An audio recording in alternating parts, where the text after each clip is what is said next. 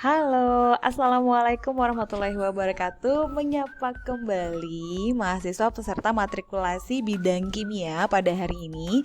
Nah, karena minggu lalu Ibu sempat kosong karena berbarengan dengan akreditasi program studi D3 TBD, maka pada hari ini akan ada dua pertemuan yang Ibu bahas, yaitu tentang mol dan tentang pH. Stay tune terus ya, mudah-mudahan nggak pusing. Nah, syarat untuk mengikuti perkuliahan ini adalah harus menonton video YouTube-nya hingga selesai. Kemudian nanti kita akan konfirmasi materi yang sudah kalian tonton lewat YouTube juga lewat akun Zoom gitu. Jadi di akun Zoom nanti bisa tanya-tanya gitu ya. Oke, kita langsung saja yuk. Mau mereview dulu nih Ibu tentang materi yang sudah kita pelajari di pertemuan 2 minggu yang lalu terkait bahan kimia. Ada nggak nih yang ingat? Bahan kimia itu kan dibagi jadi dua ya. Apa aja ya bahan kimia itu pembagiannya di pelajaran kita kemarin? Ya, betul banget. Unsur dan senyawa. Jadi bahan kimia itu adalah segala sesuatu yang ada di sekitar kita gitu ya. Ya makanan, ya rambut, ya pakaian, nggak ada satupun yang luput dari bahan kimia. Dan secara harfiahnya bahan kimia kita bagi jadi dua, yaitu unsur dan senyawa. Apa itu unsur? Ini pelajaran kita 2 minggu yang lalu ya. Oke, lihat lagi PPT-nya. Mungkin ini akan jadi soal ujian kita di akhir matrikulasi nanti. Oke, unsur itu adalah, ada lagi pertanyaannya. Apa itu senyawa? Jadi ada dua nih. Apa itu unsur? Apa itu senyawa? Kita jawab. Oke, unsur itu tadi, di pertemuan 2 minggu yang lalu kita bahas adalah apa? Zat tunggal yang dengan reaksi kimia tidak dapat disederhanakan lagi gitu ya. Sedangkan senyawa itu adalah zat murni yang merupakan gabungan dari beberapa unsur. Contoh dari unsur itu misalnya kita punya besi, apalagi ya, emas, tembaga gitu ya, banyak banget sebenarnya ya. Kemudian kalau senyawa misalnya kita punya garam dapur kita NaCl, kemudian ada BaSO4, barium sulfat gitu. Terus kalau ada asam klorida HCl, terus kalau kalian minum minuman berkarbonasi ya, ada CO2 gitu. Oke. Kemudian ini, kalau misalnya Ibu punya contoh-contoh berikut ini, tentukan dong pilihan-pilihan di bawah ini mana aja sih yang termasuk unsur, mana aja yang termasuk senyawa. Oke, nah ini kalian lihat dulu, nanti akan Ibu tanyakan waktu di Zoom, akan Ibu konfirmasi ya. Kalian udah tahu belum karbon itu unsur atau senyawa? Kalau karbon dioksida unsur atau senyawa? Air laut unsur atau senyawa? Es jeruk unsur atau senyawa? Asam sulfat unsur atau senyawa? Oke, kita keep ini dulu, nanti akan Ibu tanyakan di Zoom ya. Mudah-mudahan sudah tahu semua ya bedanya antara unsur dan senyawa. Nah, unsur ini disusun atas atom ya. Jadi bagian terkecil dari unsur disebut atom. Nah, atom ini adalah bagian terkecil dari unsur yang sifatnya sama persis dengan unsur yang disusunnya. Jadi kalau kita punya unsur besi, besi itu simbolnya Fe ya. Maka atomnya juga atom Fe, di mana sifatnya sama persis dengan unsurnya. Jadi misalnya kita punya unsur Fe-nya sebongkah batu gitu ya. Terus atom Fe-nya kecil sekali kan yang menyusun si bongkahan Fe-nya itu ya. Nah, kalau Fe-nya ini bersifat dapat ditarik magnet, maka si atomnya ini walaupun kecil banget juga bisa ditarik magnet. Kalau Fe-nya itu bersifat menghantarkan panas, atomnya juga menghantarkan panas. Kalau Fe-nya bersifat menghantarkan listrik, maka atomnya juga menghantarkan listrik. Jadi si atom ini hanyalah kayak bagian kecil dari si unsur ya. Mininya punyanya unsur, sifatnya sama persis dengan unsur. Nah, kalau senyawa itu disusun oleh molekul. Nah, molekul ini adalah bagian terkecil dari senyawa yang merupakan gabungan dari atom-atom yang berbeda jenis. Sebenarnya bisa juga sejenis kalau kita sebutnya molekul unsur gitu. Nah, tapi ini kita menyusun yang senyawa dulu. Kalau dia penyusun senyawa pasti atomnya beda jenis gitu ya. Jadi misalnya kita punya senyawa CO2 adalah karbon dioksida. Nah, CO2 ini tersusun atas C karbon, O-nya oksigen. Berarti tersusun atas atom yang berbeda, atom karbon dan atom oksigen gitu ya. Oke. Nah, kalau kita lihat seperti ini ada senyawa glukosa, punya rumus C6H12O6.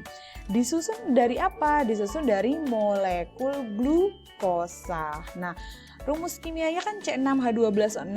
Nah, molekul glukosa ini tersusun atas atom apa saja ya? Atom C, karbon, atom H, hidrogen, dan atom O, oksigen. Nah, kita bisa melihat nanti dari jumlahnya ini, kalau C-nya 6 berarti ada 6 atom karbon, H-nya 12 berarti ada 12 atom hidrogen, O-nya ada 6 berarti ada 6 atom oksigen. Itu kalau molekul glukosanya hanya 1. Kalau di depan angka huruf C ini, depan molekul glukosa ibu tambahin angka 2 besar di sini, bayangkan ya ada angka 2-nya di sini.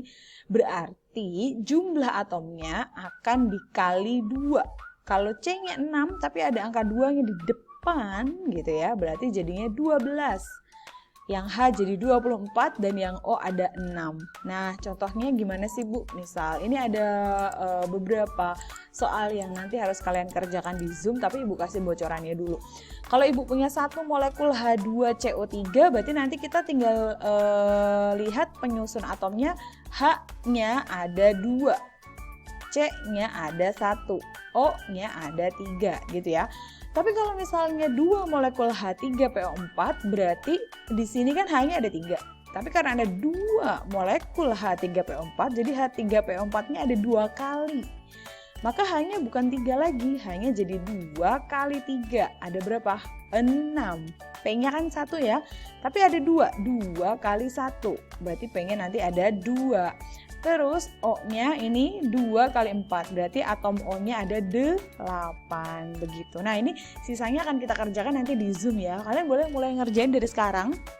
Karena siapa yang berani menjawab, nanti akan Ibu catat kayak pertemuan 2 minggu yang lalu untuk bisa menambahkan poin penilaian gitu ya. Nah, selanjutnya kita akan belajar tentang menghitung jumlah zat yang kita sebut sebagai mol. Jadi dalam kimia jumlah zat itu satuannya adalah mol. Kalau kita punya satuan-satuan yang lain gitu ya, besaran-besaran yang lain, besaran-besaran yang lain seperti misalnya besaran massa itu satuannya kilogram. Nah, kalau ini besarannya namanya jumlah zat ya, kemudian satuannya adalah mol. Nah, mol ini ternyata gampang banget untuk bisa dapetin data mol dari suatu zat. Caranya adalah kita tinggal cari tahu berapa massa dari zat itu, biasanya ada di soal, dibagi dengan AR. AR tuh massa atom relatif, sudah kita bahas di pertemuan 2 minggu yang lalu ya. Atau dibagi dengan MR-nya. Jadi tergantung, kalau di atasnya ini unsur ya, misalnya massa unsur karbon adalah 10 gram, berarti nanti yang di bawahnya di sini juga AR karbon. Tapi kalau yang di atas massa senyawa CO2 atau karbon dioksida adalah 10 gram, makanya di bawah bukan AR melainkan MR gitu ya. Nah, ini adalah contoh. Hitunglah jumlah mol dari 6 gram karbon, AR-nya 12. Oke, jumlah mol itu apa sih? Massa dibagi AR atau dibagi MR. Nah, karena ini karbon sendiri adalah unsur atau dia tunggal, berarti langsung saja molnya adalah massanya 6 dibagi AR-nya 12. Begitu caranya. Kita lihat ini ya, jadi massanya adalah 6 gram, AR-nya adalah 12. Sehingga kita dapat berapa molnya? 6 bagi 12, setengah gitu ya. Nah, soal yang lain, kalau kita dapat gini, menghitung jumlah zat mol. Kalau yang ditanyakan, hitunglah jumlah mol dari 22 gram karbon dioksida, di mana AR-nya C adalah 12, AR-nya O adalah 16. Nah, kita udah dapat masanya dari karbon dioksida 22, berarti tinggal kita masukin di sini, masanya 22 gram. Terus dibagi AR atau dibagi MR, kalau karbon dioksida dia unsur atau senyawa ya? Ya, karbon dioksida itu adalah senyawa karena gabungan beberapa unsur, ada karbonnya, ada oksigennya. Berarti nanti kita pakainya MR bukan AR.